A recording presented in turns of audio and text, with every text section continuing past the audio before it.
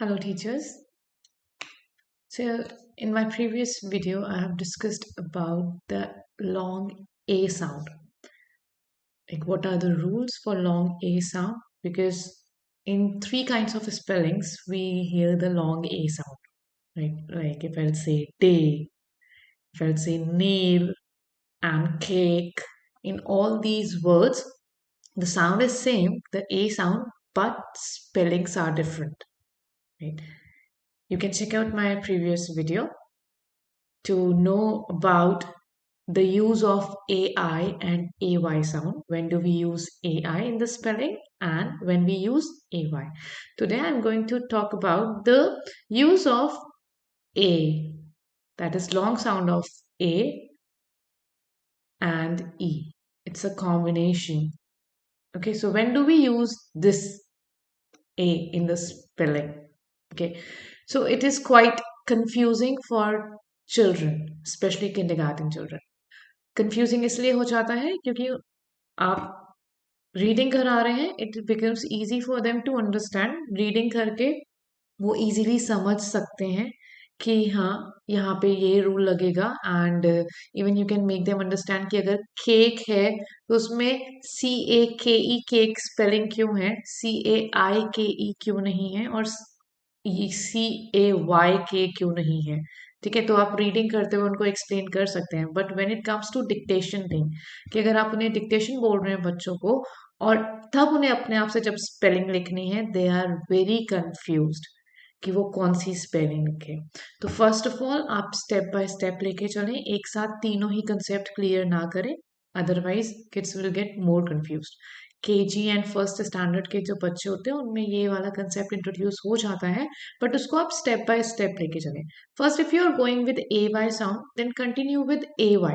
ठीक है, AY को ही आप उन्हें 2 weeks, I would say 1 week पूरा, अगर आप रेगुलर क्लासेस ले रहे हैं तो 1 वीक उनको सिर्फ AY कराइए, next week switch to AI, so they will get to know the difference between AY, when to use AY and when AI। Okay, then switch to A sound. उसका जो rule है वो सबसे ज्यादा confusing हो जाता है क्योंकि AI को समझना फिर इजी है, बट A साउंड में ई भी लगता है बट उसकी कोई साउंड नहीं आती है, तो वो कैसे आपको एक्सप्लेन करना है। जो प्रोनाउंसिएशन होता है, प्रोनाउंसिएशन को थोड़ा और क्लियर करना है जिससे बच्चे को डिफरेंट समझ आ जाए। Like if I right this spelling CAKE, cake. If I'm writing cake, so the my pronunciation won't be simple cake. No, I'll bring the difference in my pronunciation. Cake, cake, cake. Somewhere जो हम बोलेंगे cake, उसमें ए के बाद थोड़ा सा ई sound का भी टच देना है। Why? To make that clear कि अगर हम केक बोल रहे हैं तो केक में सी ख साउंड, ए साउंड जब आ रही है उसके बाद one letter, that is the consonant, and after that child has to write E. ये उन्हें आपको क्लास में अगेन एंड अगेन प्रैक्टिस कराना है। क्या करना है, सिंपल वे में प्लीज ट्राई टू अंडरस्टैंड कि आप कैसे समझाओगे उन्हें। जब आप ये केक वर्ड बोल रहे हैं तो आपको सिंपल केक नहीं बोल देना है। Cake, okay, write down cake. No, emphasize on A sound. A, cake, cake, cake जब आप बोलेंगे तो A के साथ कहीं ना कहीं आप उनको ए साउंड ये सुनाई देगी। उससे उनको लिसनिंग उनकी जब ज्यादा प्रॉपर हो जाएगी, they will get to know कि यहाँ पर हमें CAKE केक लिखना है। I tried this thing in my classroom.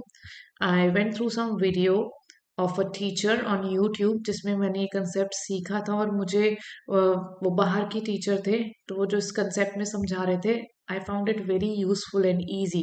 तो उसको भी मैंने फिर फॉलो किया अपने क्लासरूम में, और मैंने भी उसमें डिफरेंस पाया कि हाँ बच्चों को ये चीज़ ज़्यादा बेटर वे में समझ आ रही है। I will share the link of that video in my description box. मैं डिस्क्रिप्शन बॉक्स में वो वीडियो शेयर कर दूंगी so that you can go through that more. उसमें सारे फोनिक्स क्लियर हैं, बहुत अच्छे से कैसे आपको एक्सप्लेन करना है। ओके, बस क्योंकि डिफरेंस प्रोनाउंसिएशन का आ जाता है इसलिए I am making this video in Hindi also. थोड़ा मैं हिंदी के एक्सप्लेनेशन के साथ भी बना रही हूँ जिससे टीचर्स बहुत अच्छे से समझ पाए, और जो पेरेंट्स, स्पेशली स्कूल टीचर्स के लिए तो आसान है, जो पेरेंट्स हैं जो घर में बच्चों को पढ़ाते हैं और ट्यूशन टीचर्स जो हैं वो भी ये कंसेप्ट को अच्छे से समझ लें। जब भी आप ए साउंड को इंट्रोड्यूस कर रहे हैं तो उसका, क्योंकि रूल ये होता है, ए लॉन्ग साउंड कब आती है, जब हम ए वॉवल को यूज कर रहे हैं, फिर मिडिल में भी यूज वन कॉन्सोनेंट, कोई कॉन्सोनेंट हम यूज करते हैं, एंड देन देयर इज ई। ई की साउंड बाद में नहीं आती है वर्ड में, बट वो ए के साथ ही हम साउंड बोलते हैं। उससे क्लियर हो जाता है कि हमें ये स्पेलिंग जो लिखनी है वो CAKE, केक लिखनी है, cake. Then bake, bake, BAKE, bake. Okay, story के लिए टेल वर्ड यूज होता है, TALE, टेल, टेल, टेल।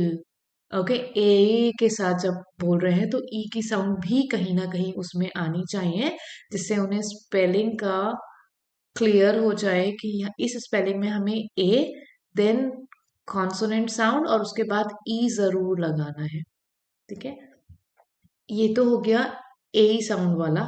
अब इसको आप AI से कैसे डिफरेंट बोलेंगे, क्योंकि AY का तो I have clear in the previous video, AY का मैंने बहुत क्लियर किया था कि AY जो है, ए साउंड वो एंड में आता है, not in the middle of the spelling. तो वो बच्चों के लिए समझना बहुत ईजी है। I can say day, play, stray, तो वो कहाँ है, एंड में ए साउंड आ रहा है तो AY लगेगा।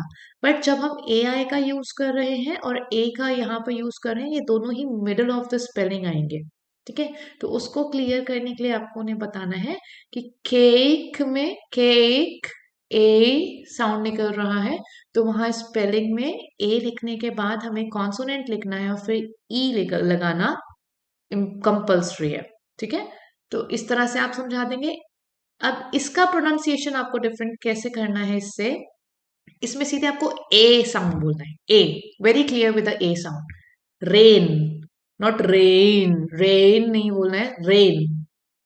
Okay, and because it is in the middle of the A sound is in the middle of the spelling, तो वो कंसेप्ट क्लियर बच्चों को करना है कि जब middle of the spelling A sound आ रहा है तब हमें AI यूज करना है, not AY। Okay, rain.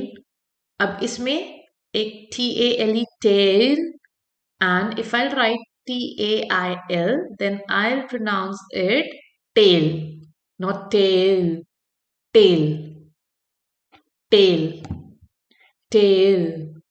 There's a difference in pronunciation.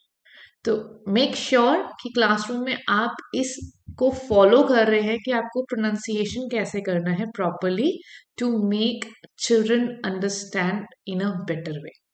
क्योंकि बड़ों के लिए ये कंफ्यूजिंग होता है, तो बच्चों के लिए तो बहुत ज्यादा कंफ्यूजिंग है। And instead of going in one shot with all these 3 sounds, it's better to take it weekly wise. आप फर्स्ट वीक आप AY से करो, वो समझना बहुत ईजी है। Okay, then switch to AI, फिर बच्चों को AY में डिफरेंस आएगा। देन नेक्स्ट थर्ड स्टेप में आप ए, ये वाला AE वाला साउंड लो। ओके, यहाँ ए होगा, देन वन कॉन्सोनेंट, कॉन्सोनेंट ही होगा यहाँ पे, एंड देन ई। ओके, और उसका प्रोनाउंसिएशन जो होगा वो ए होगा। Okay, so I hope this video is useful for you. Start following it in your classroom and you will see a difference. आपको भी difference पता चलेगा। And it is my request to parents also कि आप भी इन videos को जब आप देख रहे हैं और घर पे अगर आप पढ़ा रहे हैं बच्चों को, तो इसको फॉलो करके आप पढ़ाएं। And please be patient. बच्चों को पढ़ाने में बहुत ज़्यादा पेशेंस चाहिए, और ये इंग्लिश का जो कंसेप्ट है, इट इज़ क्वाइट टफ। तो प्रोनाउंसिएशन लॉन्ग रन में बच्चों का अच्छा रहे, रीडिंग अच्छे प्रॉपरली कर पाए, तो उसके लिए आप इसको अप्लाई करें। एंड यस, मेक श्योर कि आप एक रीडिंग प्रैक्टिस जरूर बनाए बच्चे की। जितना बच्चा रीडिंग करेगा, they will get to know about more new words, नए वर्ड्स उनको पता चलेंगे और उनका प्रोनाउंसिएशन बेटर होगा, and their thought structure will develop. So reading is very important, and keep watching the videos. You can check the description for few useful videos. Thank you.